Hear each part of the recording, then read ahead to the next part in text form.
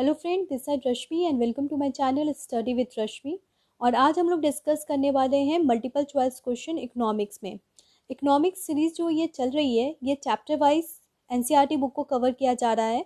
Class 11th Indian economy, class 12th macroeconomics और साथ में करंट इकोनॉमिक अफेयर्स। चलिए आगे बढ़ते हैं। क्वेश्चन नंबर 1 कहता है the term recession refers to a significant decline in economic activity in a designated region. NBER, National Bureau of Economic Research, officially declared recession on the basis of 1. 2 consecutive quarters of economic decline as reflected by GDP. 2. Few consecutive month economic decline in GDP. 3. Increase in unemployment. 4. Slowdown of industrial production, retail sector. A 134, B 234, C 1 and 4, D 2 and 4। चलिए answer देखते हैं। जैसा कि term recession कहता है कि एक ऐसा सिचुएशन होता है इकोनॉमी में जहाँ पे सारी इकोनॉमिक एक्टिविटीज डिक्लाइन हो रही है। और ये इंडिया में कौन डिक्लेयर करता है? इसको डिक्लेयर करता है NBER यानी national bureau of economic research. वो ऑफिशियली डिक्लेयर करती है रिसेशन। किस बेसिस पे?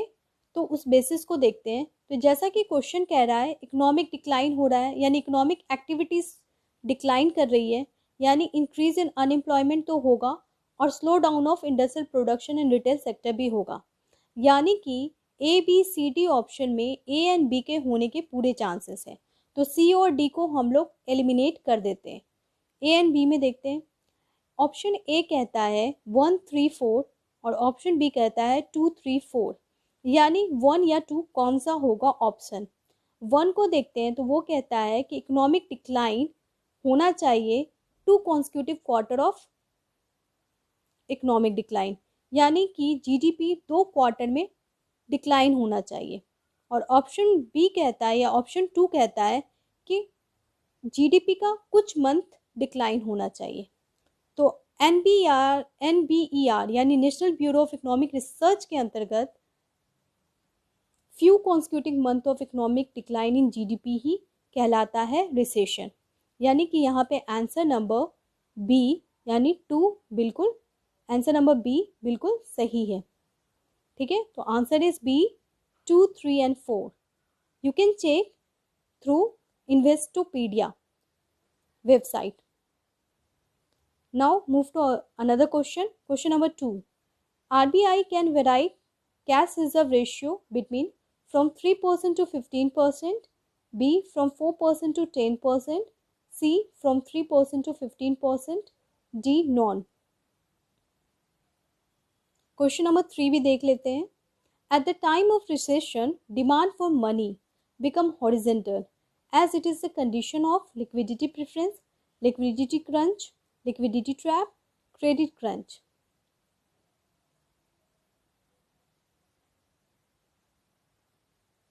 चलिए आंसर देखते हैं। क्वेश्चन नंबर 2 कहता है RBI can very cash reserve ratio. RBI सभी बैंक को कहता है कि आपको कुछ पैसे कैश रिजर्व के फॉर्म में रखने होंगे। ठीक है, क्यों रखने होंगे? क्योंकि जब भी पैसे की ज़रूरत हो तो बैंक के पास कुछ पैसे रिजर्व में होने चाहिए एज अ कैश रिजर्व। यहाँ पे ऑप्शन कहता है कितने परसेंट होने चाहिए? 3 to 15%, 4 to 10%, 3 to 15%।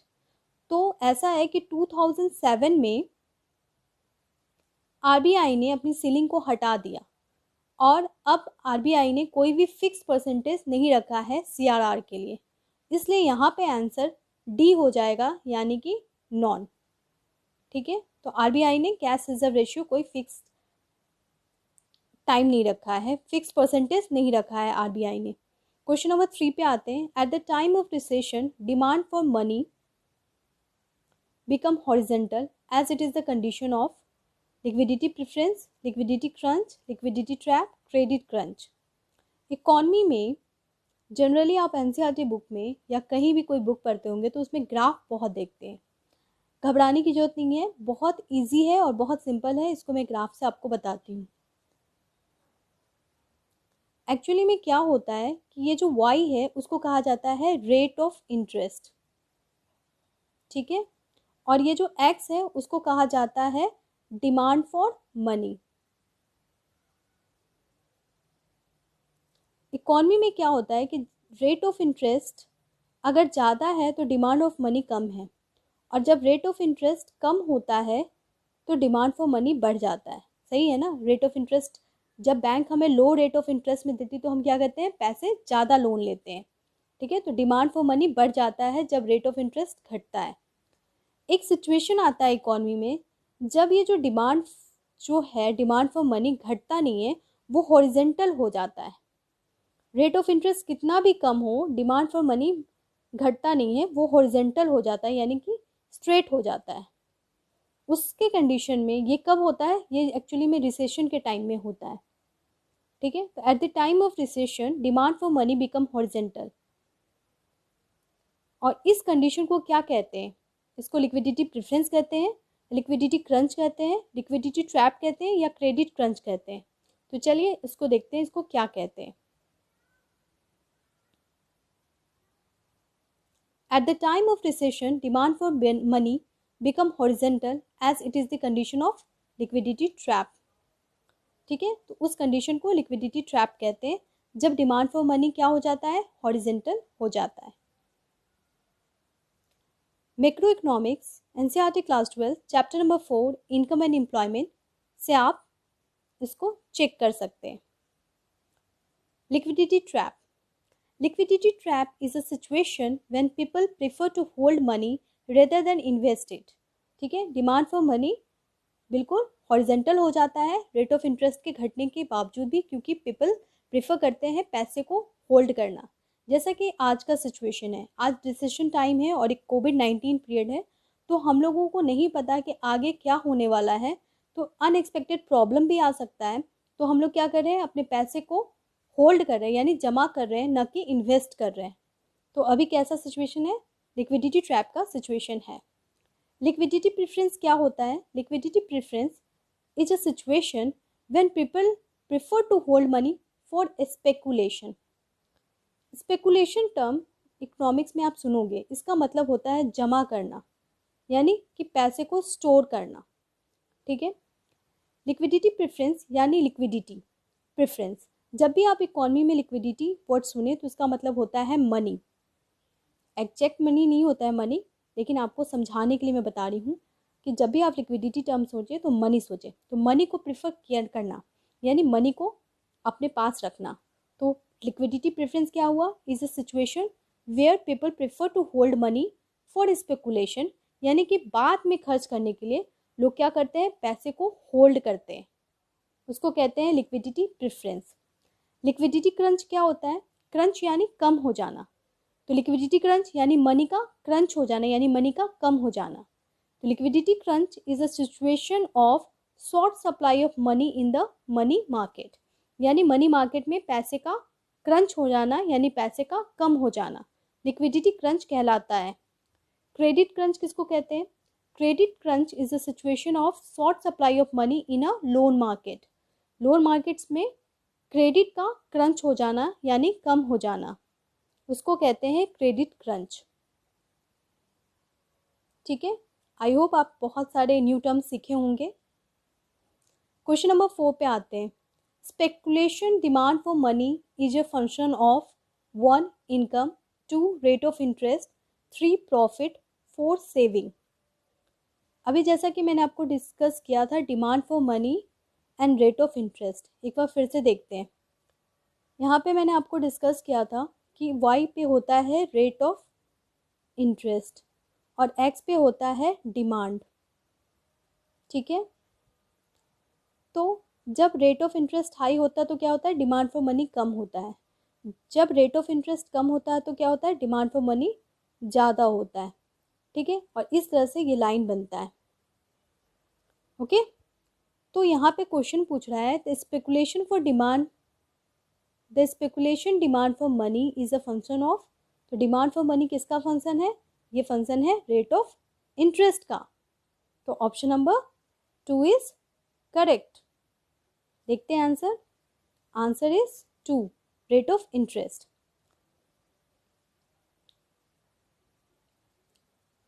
Great economist Keynes ने एक थ्योरी दी थी जिसमें उन्होंने बताया था कि demand for money is determined by 3 motive. ठीक है, किन्स की एक बुक आई थी 1936 में, बहुत ही इंपॉर्टेंट बुक है। उन्होंने ये बताया था कि demand for money is determined by 3 motive, यानी आपको पैसे की आवश्यकता 3 मोटिव के लिए होता है। पहला क्या होता है, बहुत ईजी है, purchase and sale of commodity. Transaction के लिए हम पैसे का इस्तेमाल करते हैं। तो first motive is transaction, people prefer to purchase sale commodity. Second motive क्या होता है, प्रिक्वेशनरी, यानी प्रिक्वेशन के लिए, पैसे का सेव करना, किस लिए, अनएक्सपेक्टेड प्रॉब्लम के लिए। जैसे अभी का सिचुएशन है, अभी कोविड-19 है, तो हम लोग क्या है, अनएक्सपेक्टेड प्रॉब्लम हो सकता है, घर में कोई बीमार पड़ जाए क्योंकि बीमारी फैली हुई है, कुछ भी हो सकता है। तो ऐसे सिचुएशन को क्या कहते हैं हम लोग, क्या कहते हैं, प्रिकॉशनरी सिचुएशन है। तो उसके लिए हम लोग क्या करें, पैसे को सेव करते हैं, तो उसको कहते हैं प्रिकॉशनरी मोटिव। थर्ड मोटिव है स्पेकुलेटिव मोटिव। स्पेकुलेशन मैंने आपको पहले बताया, स्पेकुलेशन का मतलब होता है जमा करना। किस लिए जमा करना, फ्यूचर के लिए जमा करना। यहाँ पे देखिए, speculative, people hold money to speculate that bond prices will fall. हो सकता है कि बाद में बॉन्ड प्राइस फॉल हो जाए, तो हम लोग पैसे जमा करते हैं अभी और बाद में उसको खर्च करेंगे। ठीक है, ध्यान में रखिएगा, speculative, precautionary and transaction motive है डिमांड फॉर मनी के लिए। इसको लिया गया है macro economics, NCERT class 12, chapter income and employment. 5. Which of the measures would result in an increase in the money supply in the economy? 1. Purchase of government securities from the public by the central bank. 2. Deposit of currency in commercial bank by the public. 3. Borrowing by the government from the central bank. 4. Sale of government securities to the public by the central bank. A. 1 only, B. 2 and 4, C. 1 and 3, D. 2, 3, 4. Pose करके answer जरूर दें। चलिए answer पे आते हैं। Question पूछ रहा है कि इन सभी में से किसके कारण मनी सप्लाई बढ़ता है। ठीक है, तो पहला ऑप्शन है purchase of government securities from the public by the central bank.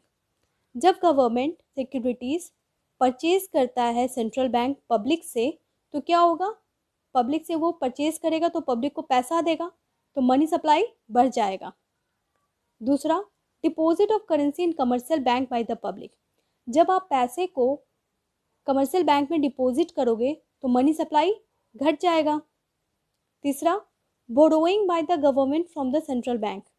जब हम सेंट्रल बैंक से, जब गवर्नमेंट पैसा लेती है तो उस पैसे को क्या करेगी, मार्केट में इन्वेस्ट करेगी, यानी कि मनी सप्लाई बढ़ जाएगा। 4. Sale of government securities to the public by the central bank. तो जब गवर्नमेंट परचेज करती है, जब सेंट्रल बैंक परचेज करती है गवर्नमेंट सिक्योरिटीज पब्लिक से, तो उसके बदले पब्लिक को पैसा देती है और मनी सप्लाई बढ़ता है। लेकिन जब गवर्नमेंट बेचेगी तो पब्लिक से वो पैसा लेगी, इसलिए यहाँ पे ऑप्शन नंबर 4 क्या होगा, गलत हो जाएगा। क्यों, क्योंकि ऑप्शन नंबर 1 करेक्ट है। ठीक है, तो जब हमारे पास ऑप्शन नंबर 1 करेक्ट है तो इसका आंसर क्या आएगा, इसका आंसर आएगा 1 and 3। ठीक है, क्योंकि हम लोग देखते हैं कि borrowing by the government from the central bank actually increase money supply. ठीक है, तो इसका आंसर है 1 and 3। इसको डिटेल से समझते हैं। चलिए देखते हैं गवर्नमेंट सिक्योरिटीज अच्छे से। गवर्नमेंट सिक्योरिटीज में 2 चीज़ होता है, एक होता है परचेज, दूसरा होता है सेल। ठीक है, जब government securities central bank public को बेचती है तो सेंट्रल बैंक क्या करेगी, पब्लिक को पैसे देगी। ठीक है, और जब सेंट्रल बैंक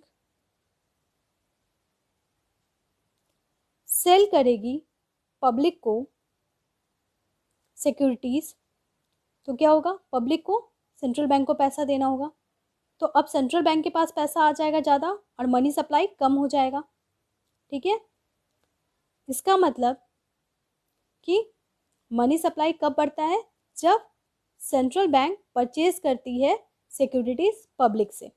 यहाँ पे पब्लिक कमर्शियल बैंक होता है क्योंकि सेंट्रल बैंक डायरेक्टली डील नहीं करती है पब्लिक से। चलिए आगे बढ़ते हैं। Question number 7, in this COVID era government is focused on economic growth and hence bank should dash interest rate to boost spending. ठीक है, government is focused on economic growth, बिल्कुल सही है। अभी गवर्नमेंट चाह रही है इकोनॉमिक ग्रोथ हो, तो क्या करेगी government?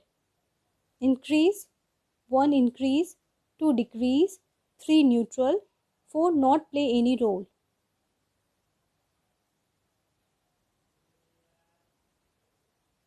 In this COVID era, government is focused on economic growth and hence banks should decrease the interest rate.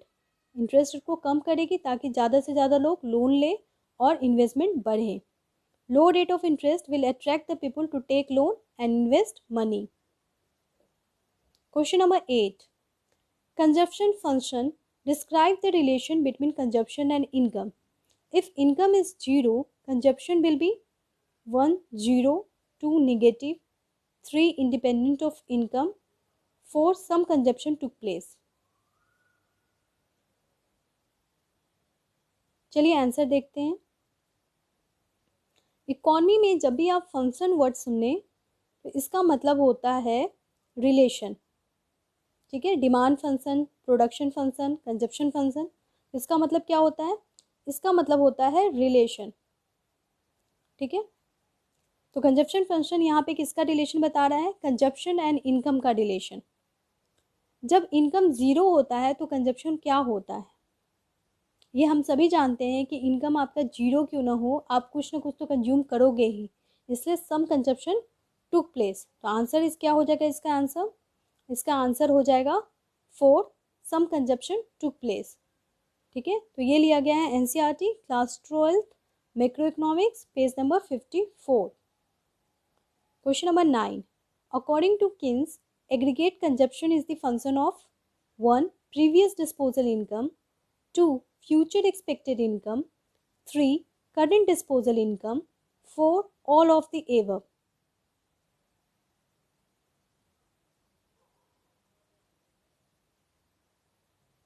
चलिए क्वेश्चन नंबर 10 भी देख लेते हैं। According to classical, saving is a function of income, rate of interest, consumption, investment.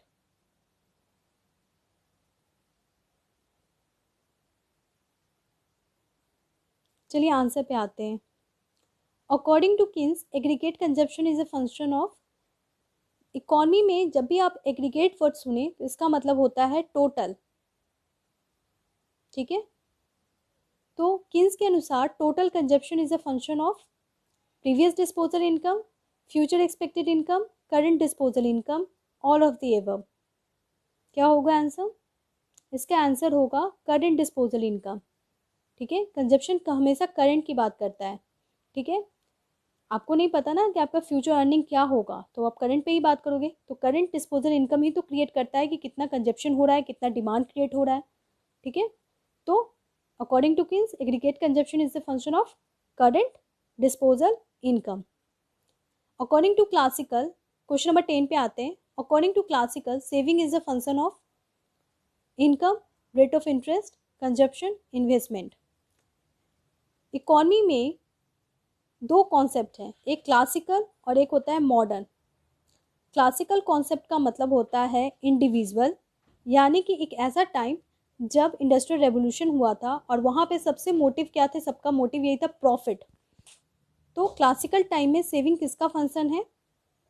तो saving is a function of rate of interest. तो यहाँ पे होगा 10 का आंसर 2। मैं बता रही थी आपको कि इकोनॉमी को 2 भागों में बांटा गया है, क्लासिकल एंड मॉडर्न। क्लासिकल को कहते हैं इंडिविजुअल, यानी कि जब हम प्रॉफिट की बात करते हैं, जब हम लोग इंडिविजुअल की बात करते हैं तो वो क्लासिकल इकोनॉमी है। और जब भी आप मॉडर्न इकोनॉमी वर्ड सुने तो इसका मतलब होता है मैक्रो इकोनॉमिक्स, यानी कि एक ऐसा टाइम जब हम टोटल इकोनॉमी की बात करते हैं, जब हम गवर्नमेंट इंटरफेरेंस की बात करते हैं, जब हम किन्स की थ्योरी की बात करते हैं, तो उस टाइम को मॉडर्न इकोनॉमी कहते हैं। ठीक है, तो यहाँ पे आंसर क्या है? आंसर देख लेते हैं फिर से। तो क्वेश्चन नंबर 9 का आंसर है आपका 3, current disposal income. Aggregate consumption is the function of current disposal income. और क्वेश्चन नंबर 10 था, according to classical, saving is a function of rate of interest. कोई भी डाउट हो आप प्लीज़ कमेंट बॉक्स में लिखें। Question number 11, which committees are correctly matched. ठीक है, एग्जाम में कमेटी से क्वेश्चंस आते हैं, इसलिए कमेटी को ध्यान दें। और क्योंकि बहुत सारी कमेटी बनी है तो सारी कमेटी याद नहीं हो सकता है, तो जो इम्पोर्टेंट कमेटी है वो मैं यहाँ पे आपके सामने लाई हूँ। और आप खुद भी जब प्रिपेयर करें तो कमिटीज़ को बांट लें, economical committees, political committees, then banking committees, social committee. इससे आपको याद करना आसान हो जाएगा। और जो बहुत इंपॉर्टेंट कमेटी है उसका एक सेपरेट नोट बना ले। पीजे नायक कमेटी। चलिए क्वेश्चन पे आते हैं। क्वेश्चन नंबर 11 है, which committee are correctly matched. 1 P J Nayak committee bank reform, 2 Dharia committee public distribution system reform, 3 Malegam committee micro finance. A 1 only, B 1 and 3 only, C 1 2 3, D 2 and 3. The answer is 1 2 3, यानी तीनों statement बिल्कुल सही है।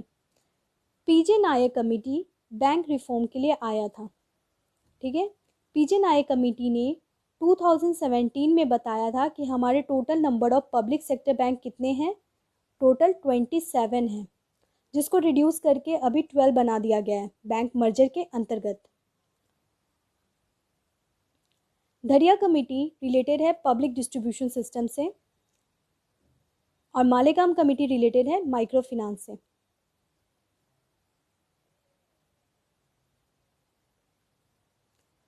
Economical committees जो बहुत important है उसको देखते हैं। केवी कामत कमेटी एमएसएमई यानी माइक्रो स्मॉल मीडियम एंटरप्राइजेस से रिलेटेड है।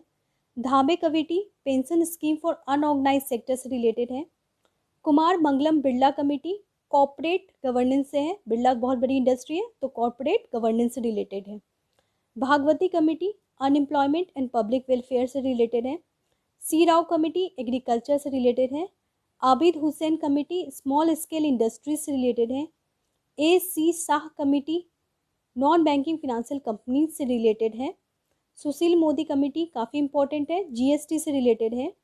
Nayak committee stock holding. Tarapore committee जो कि काफ़ी न्यूज़ में रहता है, current account and capital account से रिलेटेड है। Basel norm committee capital adequacy ratio CAR। हर बैंक को क्या होता है कि आप सारे पैसे लैंड नहीं कर सकते, कुछ पैसे आपको अपने पास रखना होगा और कैपिटल एडुकेसी रेशियो ही डिटरमाइन करता है कि कौन सा बैंक कितना हेल्दी है। उसके लिए एक बेसल नॉर्म आया था। ठीक है, Abhijit Sen committee food policy against poverty से रिलेटेड है। सी रंगाराजन कमेटी, याद रखिएगा रघुराम राजन कमेटी और सी रंगाराजन कमेटी दो अलग कमेटी है। Raghuram Rajan committee financial sector से रिलेटेड है और C Rangarajan committee actually measurement of poverty से रिलेटेड है। YB Reddy committee income tax rebate से है और Injeti Srinivas corporate social responsibility यानी CSR से रिलेटेड है। Thank you. और आपको अगर मेरे वीडियो से फ़ायदा हो रहा है या आपको लग रहा है कि सही है तो प्लीज़ सब्सक्राइब करें, लाइक करें और प्लीज़ कमेंट भी करें। Okay, thank you.